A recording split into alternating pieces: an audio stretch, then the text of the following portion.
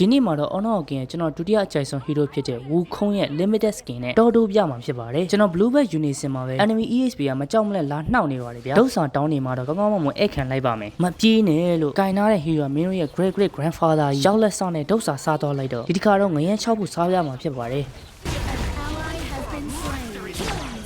EXP ကိုနှစ်ယောက်ပေါင်းနိုင်ကျင်တာတော့မဟုတ်ပါဘူးဒါပေမဲ့နောက်တစ်ခါအသစ်ရှိအောင်သူများချန်လေးကိုနှောက်တိုင်းမကောင်းတာသိအောင်ရိုက်ပြမှာဖြစ်မယ် recall လက်လာလေးကြည့်တော့အောင်လို့ဂျန်ငယ်သွားရင်ရင်နာစရာကောင်းတာပြမယ်ဒီမှာကျွန်တော်ဘက်က match မှာကျွန်တော်ဘက်လုနေရဗျာပြီးတော့ဒီနားလေးက tower ဆိုရင်လေ miss တွေကအရန်ကြိုက်တာဗျာသိလားနောက်ပိုင်းစားပါ item ဆောင်အောင်လို့စောင့်မအောင်လို့ဒီကဂျန်ငယ်လာအထာနဲ့ပါတယ်ဆိုအောင်အလုံးနဲ့တက်တည်ပြနေပါတယ်လို့ဘဘက match မှာပြစ်နေပြီတွေ့လားဒီကောင်လေးပွဲမပြင်းရင်တစ်ချက်လောက်ရိုက်ပြလိုက်အောင်မအလှလေးရိုက်ပြမယ်ဒီမှာကြည့်လိုက်